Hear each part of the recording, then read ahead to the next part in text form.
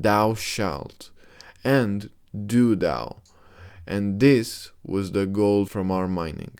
Thou mayest rule over sin.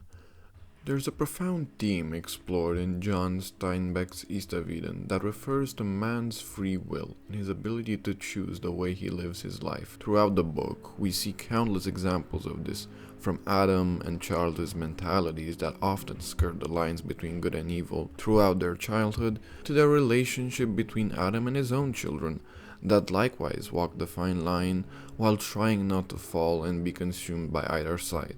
There is no inherent good or evil in the story, or in the world at large in fact, but rather a mix of both. And it is this fact which persistently irks Cal, Adam's child, throughout the later half of the book, while he tries to come to terms with the uneven balance of morality inside him.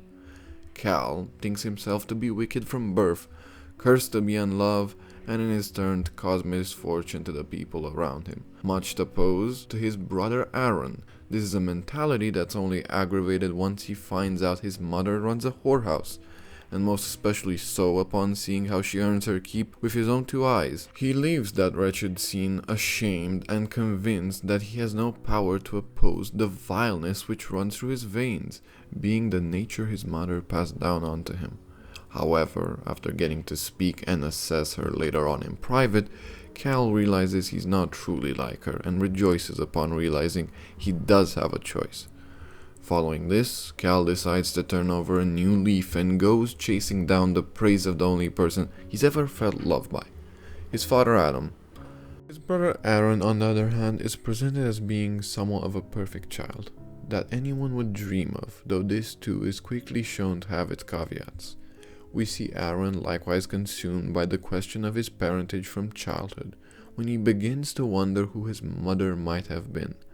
These are queries which plague him until adolescence, but that he steadfastly ignores, suspecting that finding out the truth would irreversibly break one of his pillars in life, his father.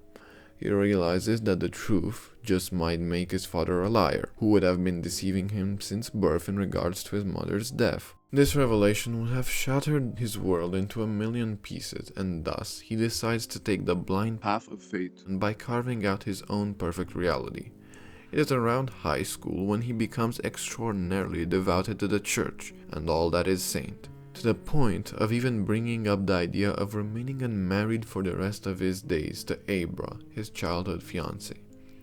Aaron's adhering to the church and its every rule speaks to a devotion caused by his need to purify his life, and with it adhering to God's every letter without any sin, which is likewise impossible. Aaron, like Cal, is a fundamentally flawed character that is heavily influenced and affected by other people's opinions around him, which on top of his constant need to adhere to the perfect reality he's building inside his brain, push him ever closer to the brink.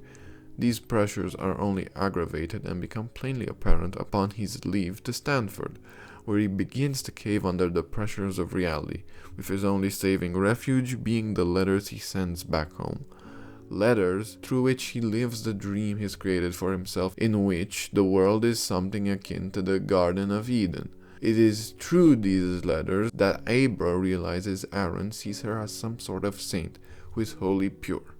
However, it is before we even get to read these stories that the book presents us with a debate between the main characters over the meaning of a biblical struggle about overcoming sin, one that is to be later brought up once more by the Chinese Li, who over the years has decided to investigate this passage further.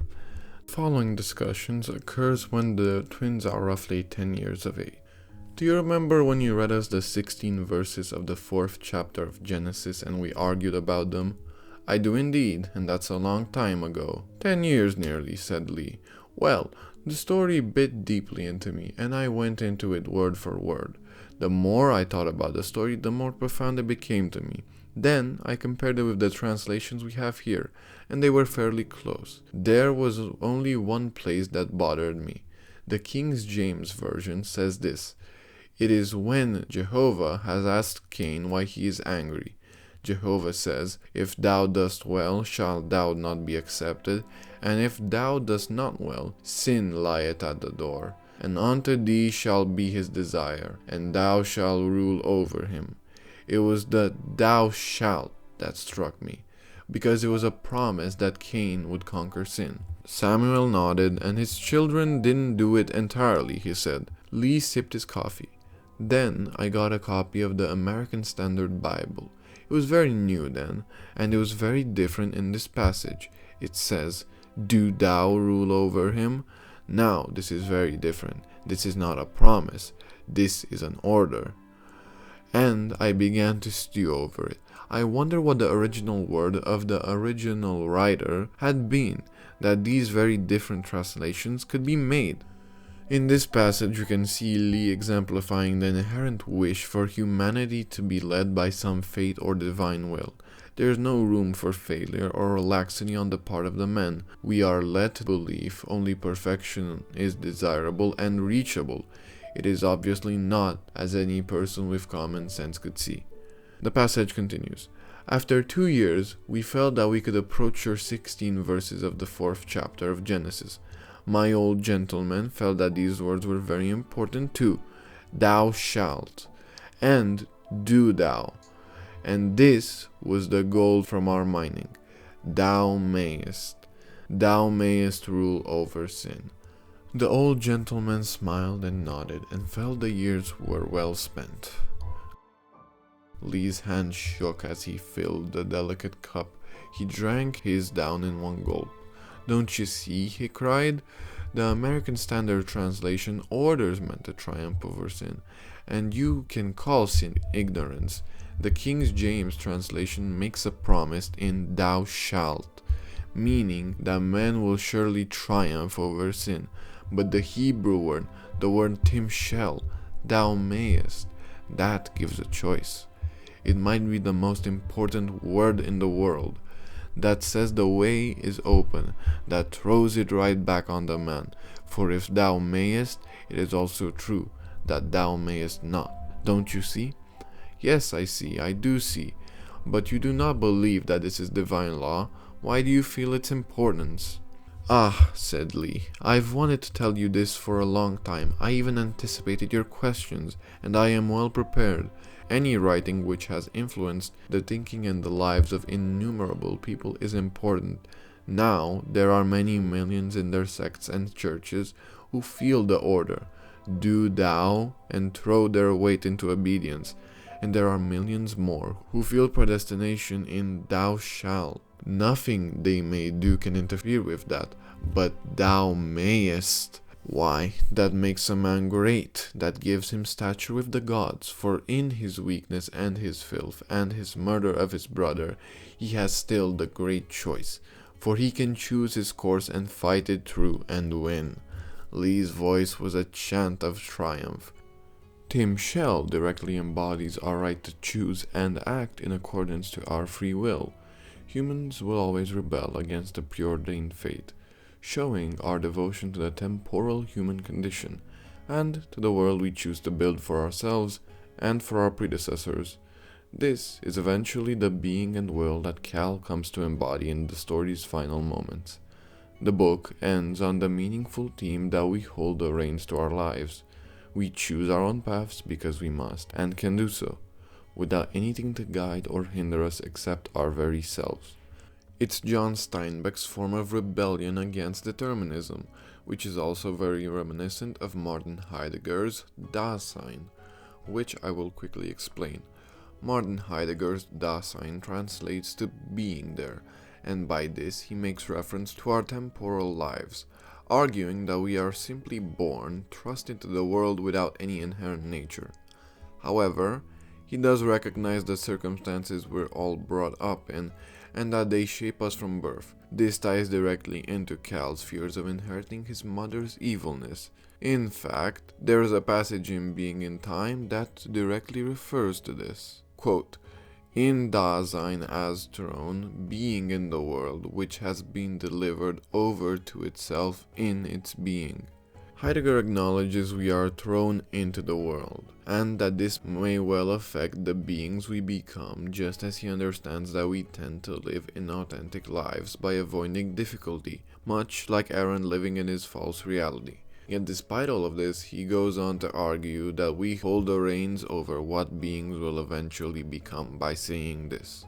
Quote, Dasein has already compared itself in its being with a possibility of itself. Being toward one's own most potential for being means that in each case, Dasein is already ahead of itself in its being. Dasein is not always beyond itself, not as a way of behaving towards other entities, which it is not, but as a being towards the potential for being which it is itself.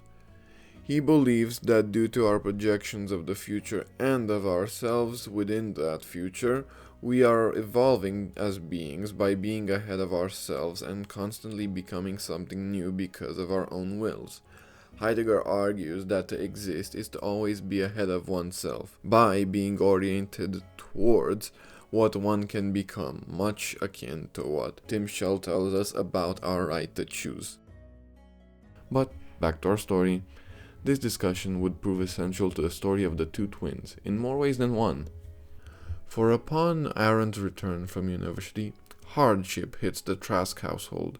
Cal, who had gotten into business out of love for his father, earns back the money Adam had lost on a failed business enterprise, in an attempt to make him proud and finally present to him at dinner, only to be disappointed. Adam does not care for a gift of money, and tells his son so outright, which enrages Cal and ultimately leads him to reveal the truth about their mother to his twin. This in turn causes Aaron to enlist in the army without a second thought later that night.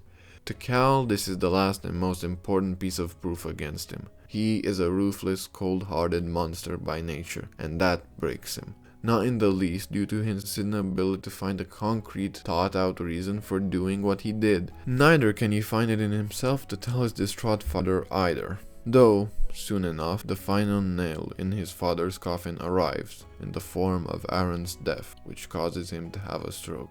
It is only on his deathbed that Cal, prompted on by Lee, reveals to his father that it was his fault Aaron went away. Cal is to blame for his brother's death, and he takes full responsibility onto himself. The book ends rather poetically with a paralyzed Adam that forces his body to convey one last message to his only son. Adam fights through his agonized and paralyzed state to breathe out one last word.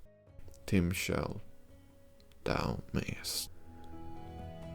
And if thou mayest, then is it not also true that thou mayest not?